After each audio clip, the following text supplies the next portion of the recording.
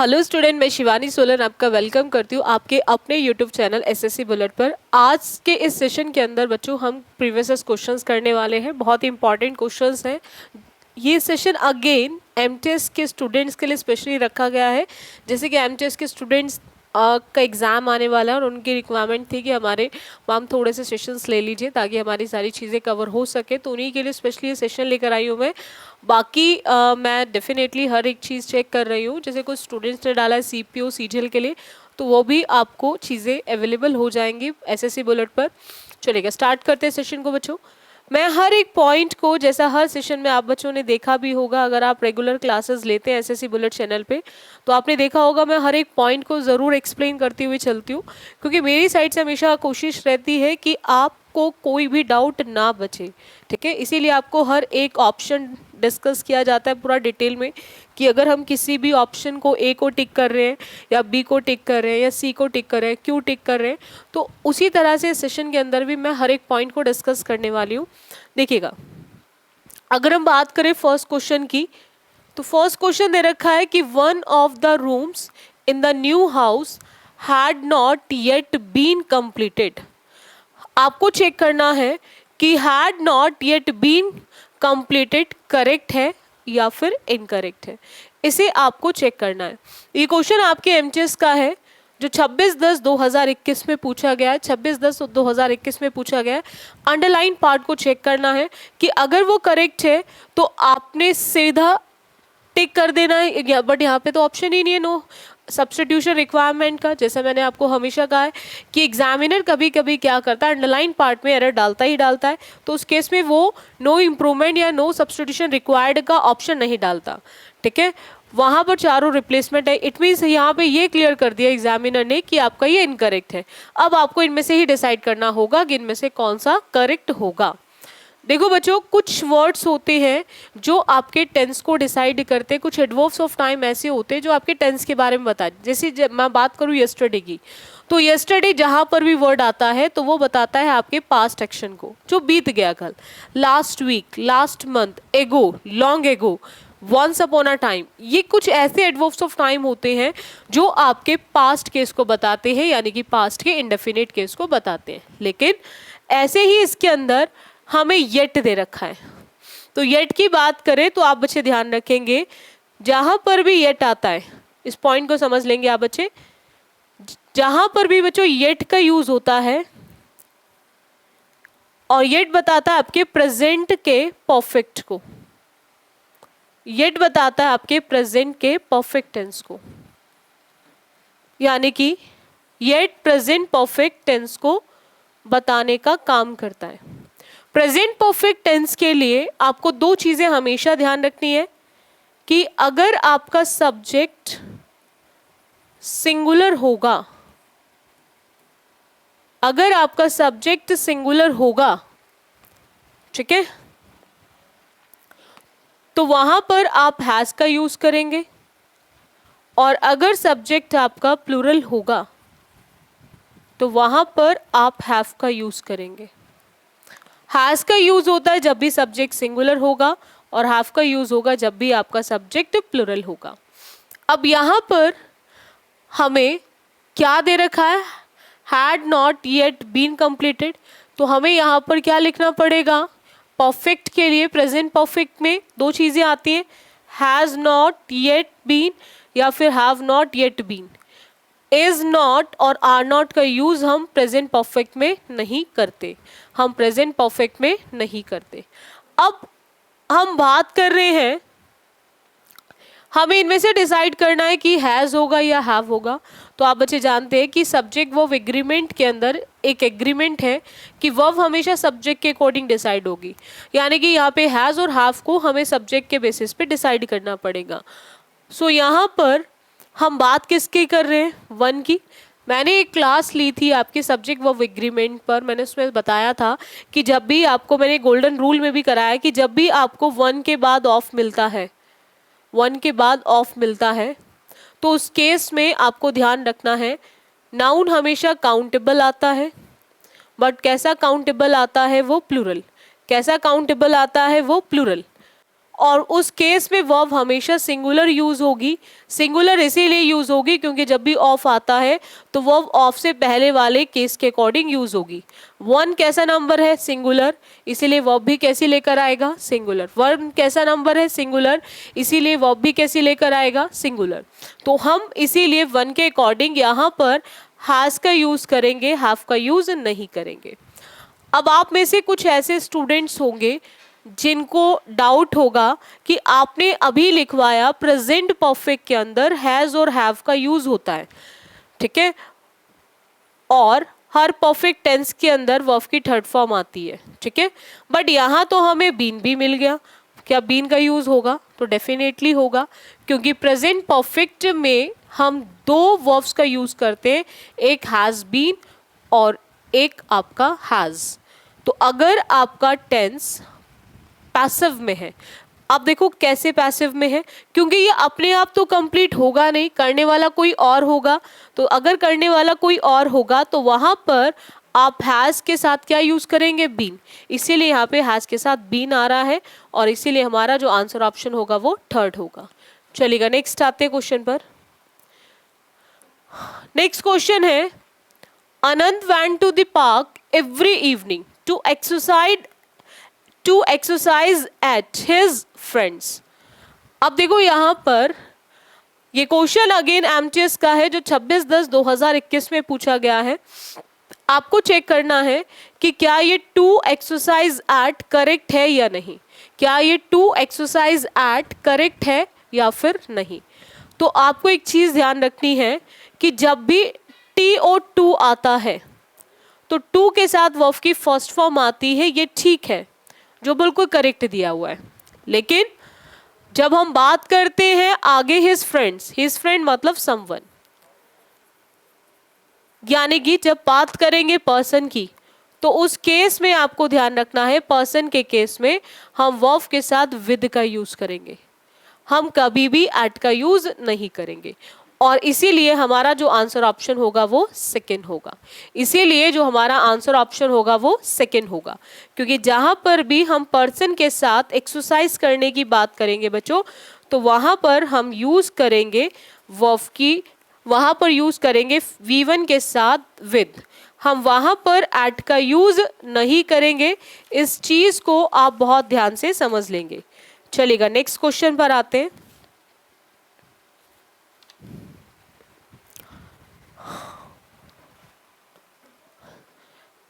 She had grown too thin which she looked like a scarecrow। अब देखो यहाँ पे क्या है, too thin which को चेक करना है कि क्या ये करेक्ट है या नहीं। TOO के साथ हमें दे रखा है thin, यानी कि एडजेक्टिव, क्योंकि ये she को बता रहा है, ठीक है। ये thin हमारा क्या है बच्चों? एडजेक्टिव। बट अगर टू के बाद एडजेक्टिव है तो उस केस में हम कभी भी विच का यूज नहीं कर सकते। अब टू के साथ TO2 आता है, बट टू के साथ और का भी यूज नहीं होगा, और टू के साथ विच का भी यूज नहीं होगा, नो सब्स्टिट्यूशन भी नहीं होगा, और वेरी थिन दैट भी नहीं होगा। तो जब भी एडजेक्टिव होगा तो उस केस में या तो सो आएगा या फिर टू आएगा।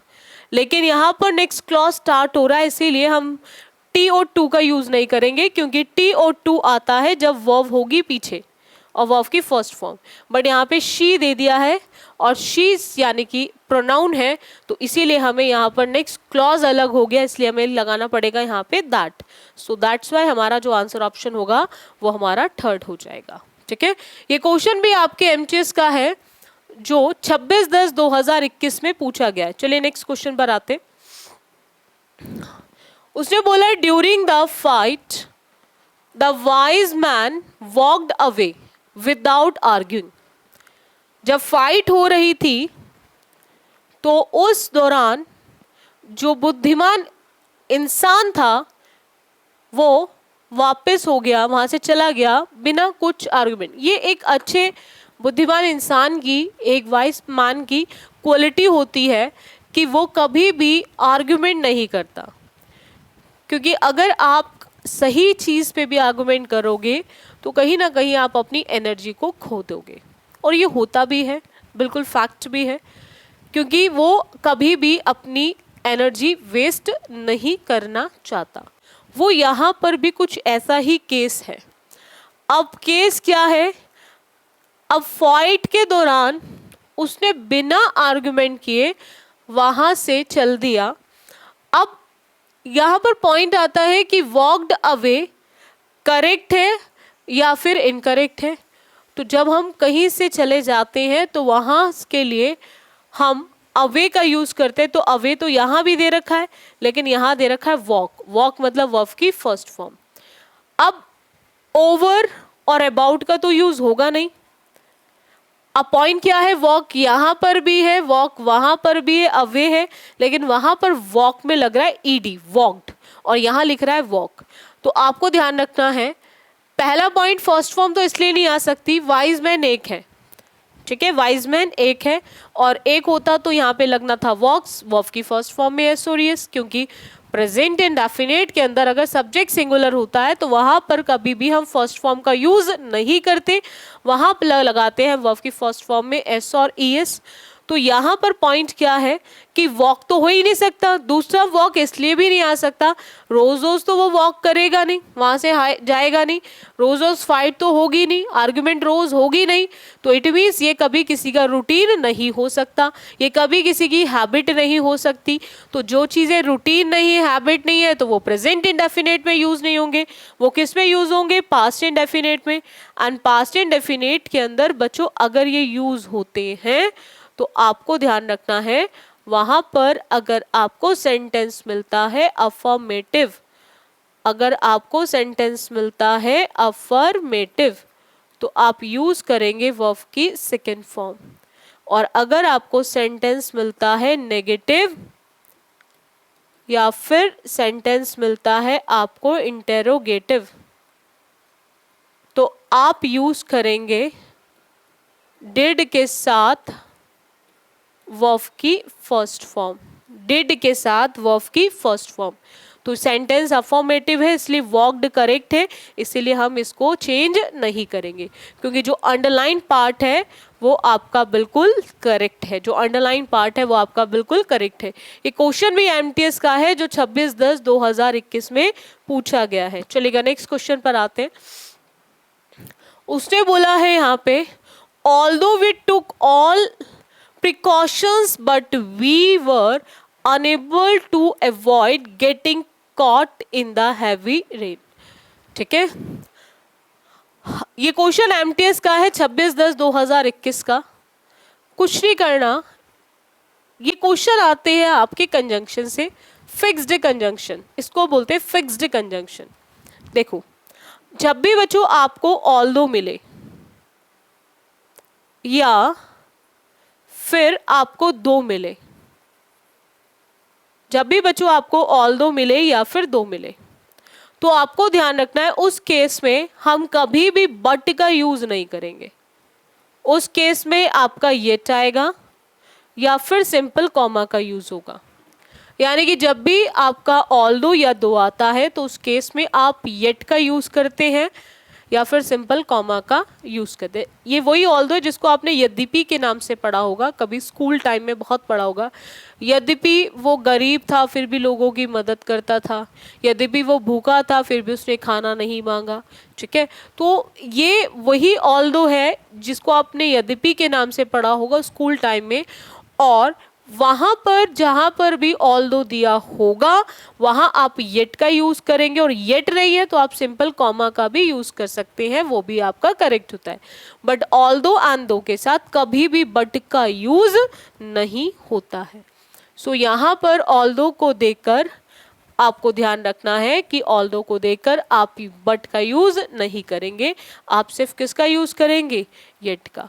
और येट का यूज करेंगे, इसीलिए हमारा आंसर ऑप्शन कौन सा हो जाएगा बच्चों, सेकंड। हमारा आंसर ऑप्शन कौन सा हो जाएगा बच्चों, सेकंड। चलेगा नेक्स्ट आते हैं। नेक्स्ट क्वेश्चन है कि Saturn is the 6th planet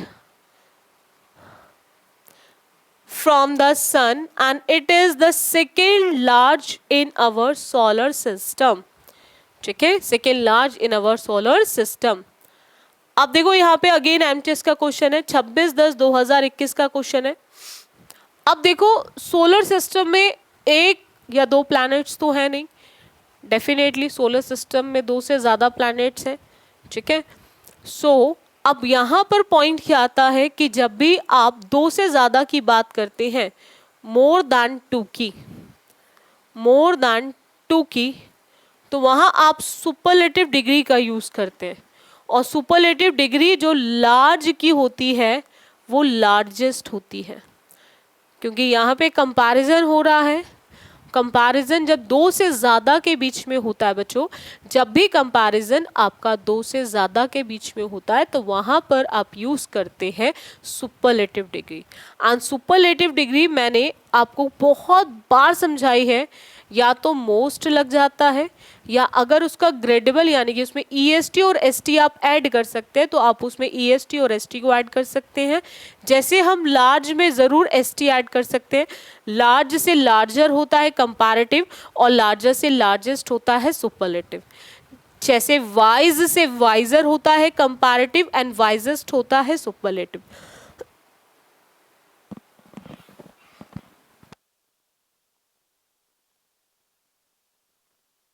तो यहाँ पर भी बच्चों कुछ ऐसा ही केस है. हम यहाँ पर लार्ज नहीं लिखेंगे, हम यहाँ लार्जेस्ट लिखेंगे और जिस भी पार्ट में हमारी एरर होगी वही पार्ट हमारा आंसर ऑप्शन बन जाएगा. इसको बोला जाता है बच्चों आपका स्पॉट द एरर. मैं आप बच्चों से हमेशा बोलती हूँ कि मैं आपको जो भी पॉइंट समझाती हूँ आप हर एक पॉइंट को डिटेल में लिख लिया करो, नोट्स बनाओ अच्छे से. देखो जितने अच्छे नोट्स होंगे तो रिवीजन में वो आपको उतना ही हेल्प करेंगे, क्योंकि आप जितना अच्छे से रिवाइज करोगे बिफोर एग्जाम एक क्विक रिवीजन फॉर्म में, उतना ही आपको एग्ज़ाम में चीज़ों को करने में आसानी होगी. और इसीलिए आप हर एक पॉइंट को लिख लिया करो बिफोर एग्ज़ाम. क्विक रिवीजन बहुत ज़रूरी होता है, चीज़ों को अच्छे से ब्रश अप करो. ठीक है, देखो चीज़ें जितनी अच्छे से होंगी उतना आपको रिजल्ट दिखाई देगा, अपने आप ही दिखाई देगा. आपका एक काम है सिर्फ और सिर्फ हार्डवर्क करना, एक राइट डायरेक्शन में, एक सही अप्रोच के साथ चीज़ों को करो. 2 तरह से, एक होता है मेहनती, बहुत मेहनती है बट उस मेहनती को ये नहीं पता कि करना क्या है और छोड़ना क्या है. और एक होता है मेहनती भी है बट उसको ये भी पता है कि क्या करना है और क्या छोड़ना है. तो ऐसे लोग ही लाइफ में सक्सेसफुल होते हैं. ठीक है, तो मेहनत करो बट एक सही डायरेक्शन में करो, एक सही अप्रोच के साथ करो तैयारी, तो आपको सिलेक्शन अपने आप मिल जाएगा. फिर आपको सिलेक्शन के लिए सोचने की ज़रूरत नहीं पड़ेगी. तो इस चीज़ को आप बच्चे हमेशा ध्यान रखेंगे. बोलो इतना क्लियर हुआ सभी को? तो यहाँ पर हम सेकेंड लार्ज की जगह क्या लिखेंगे? Second largest. चलेगा, नेक्स्ट क्वेश्चन पर आते हैं. अब उसने बोला है यहाँ पे कि Rohit had hardly stepped into the office than he was summoned by his boss. अब देखो क्वेश्चन अगेन एमटीएस का है, 26/10/2021 का क्वेश्चन है. अब देखो पॉइंट क्या आता है बच्चों, अब देखो इसको थोड़ा सा समझना. पॉइंट आता है बच्चों जब भी आपको हार्डली मिले, ये भी फिक्स्ड कंजंक्शन से क्वेश्चन है, या फिर आपको स्कार्सली मिले, तो आप बच्चे ध्यान रखेंगे उस केस में ना तो THEN देन आता है और ना ही आपका THAN देन आता है. जब भी आपको हार्डली और स्कार्सली मिलता है तो वहां पर हम यूज करते हैं व्हेन का. जब भी आपको हार्डली और स्कार्सली मिलता है बच्चों तो वहां यूज करते हैं हम व्हेन का. वो कभी भी देन को लेकर नहीं आता. इसी पे ये क्वेश्चन पूछा हुआ है. हमें यहाँ पर हार्डली देखा, ऐसा ज़रूरी नहीं है कि आप जो इम्प्रूवमेंट का क्वेश्चन होता है कि केवल आप सोचो मैं अंडरलाइन पार्ट से ही आंसर निकाल लूँ, तो ऐसा पॉसिबल नहीं है. उसके लिए आपको डेफिनेटली सेंटेंस को कंप्लीट देखना ज़रूरी है, क्योंकि जितना पार्ट अंडरलाइन है वहाँ पर आंसर होगा, लेकिन उसके लिए वहाँ से थोड़ा आगे और थोड़ा पीछे भी देखना पड़ेगा, यानी कि आपको सेंटेंस को कंप्लीट पढ़ना पड़ेगा उस पार्ट के अंदर, पर्टिकुलर पार्ट के अंदर एरर को फाइंड आउट करने के लिए।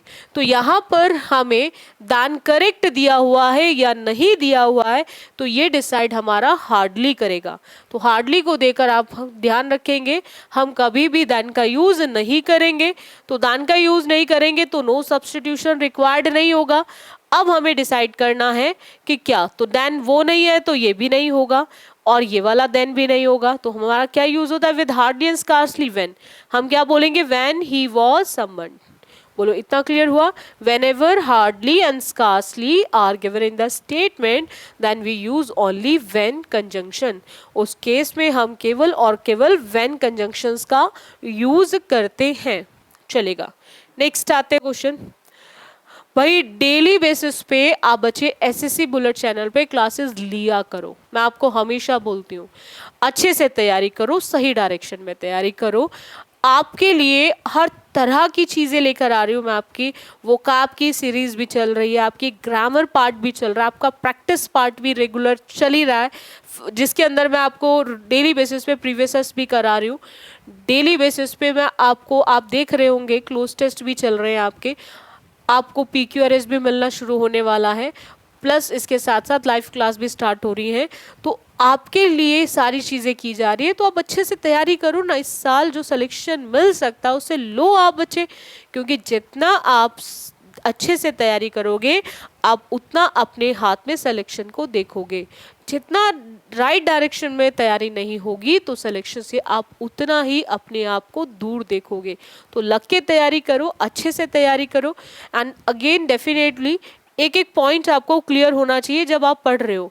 अब देखो क्वेश्चन क्या आता है यहाँ पे बच्चों, you are fond of instrumental music comma isn't it. You के अकॉर्डिंग आर करेक्ट है, फॉन्ट के साथ ऑफ करेक्ट है, इंस्ट्रूमेंटल म्यूजिक करेक्ट है। अब पॉइंट आता है क्या इजंट इट करेक्ट है। ये क्वेश्चन भी MTS का है जो 26/10/2021 में पूछा गया है, 26/10/2021 में पूछा गया है। अब देखो पॉइंट क्या है बच्चों, इज की मैं बात करूं, इज हमारी हेल्पिंग वर्ब है। इज की मैं बात करूं, इज हमारी हेल्पिंग वर्ब है। और इट की मैं बात करूं, इट हमारा प्रोनाउन है। अब देखो इस चीज को आप समझ लेना, जब भी आपको helping verb plus pronoun with question mark मिले तो आप समझ लेंगे इसको इंग्लिश में बोलते हैं क्वेश्चन टैग। क्या बोलते हैं बच्चों इसको इंग्लिश में? Question tag. जहां पर भी आपको इस तरह का स्ट्रक्चर मिले helping verb plus pronoun with question mark, तो उसको इंग्लिश में बोलते हैं क्वेश्चन टैग। क्वेश्चन टैग में आप बच्चे एक चीज हमेशा ध्यान रखेंगे, ये जो क्वेश्चन टैग के अंदर हेल्पिंग और ये प्रोनाउन होता है, ये आपके स्टेटमेंट के अकॉर्डिंग ही डिसाइड होता है।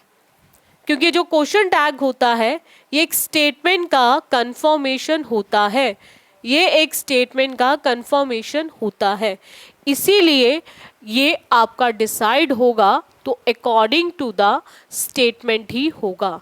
ये डिसाइड होगा अकॉर्डिंग टू द स्टेटमेंट ही होगा। हमें स्टेटमेंट में क्या दे रखा है बच्चों? आर, तो क्या हम इज यूज करेंगे? बिल्कुल नहीं। हमें स्टेटमेंट में यू दे रखा है, क्या हम इट का यूज करेंगे? क्योंकि जो भी स्टेटमेंट में एज अ हेल्पिंग होगा वही क्वेश्चन टैग में एज अ हेल्पिंग, जो भी स्टेटमेंट में एज अ प्रोनाउन होगा वही क्वेश्चन टैग में एज अ प्रोनाउन। तो हमने एरर किस पार्ट में देखी? इजंट इट में। तो इसीलिए हमारा जो आंसर ऑप्शन होगा वो फोर्थ होगा, क्योंकि हमें helping and pronoun both will be decided according to the statement. हम इन दोनों को जो डिसाइड करेंगे वो स्टेटमेंट के अकॉर्डिंग ही डिसाइड करेंगे। इतना क्लियर हुआ आप सभी स्टूडेंट्स को? हर एक पॉइंट को लिख लिया करो, हर पॉइंट को उतारा करो, नोट्स अच्छे से बनाओ। डाउट्स आते हैं आप उसे भेज दिया करो। मैं हमेशा कहती हूँ आपको कुछ भी रिक्वायरमेंट होती है आप कमेंट बॉक्स में लिखो, ठीक है। बट तैयारी कर रहे हो ढंग से करो, आप प्रॉपर तरीके से तैयारी करो, ठीक है। और अगेन मैं आपसे ज़रूर बोलना चाहूँगी कि जिन स्टूडेंट्स ने अभी तक एसएससी बुलेट चैनल को सब्सक्राइब नहीं किया है वो सभी बच्चे सब्सक्राइब कर ले, ताकि आपको हर क्लास का नोटिफिकेशन मिल सके और कोई भी क्लास आपसे मिस ना हो। और भाई अगर अच्छी लगती है बच्चों आपको वीडियो, जो सेशंस आप लेते हो, तो उसको लाइक भी कर दिया करो, ठीक है। और दूसरा ये है कि ढंग से तैयारी करो, सिलेक्शन लो आप बच्चे।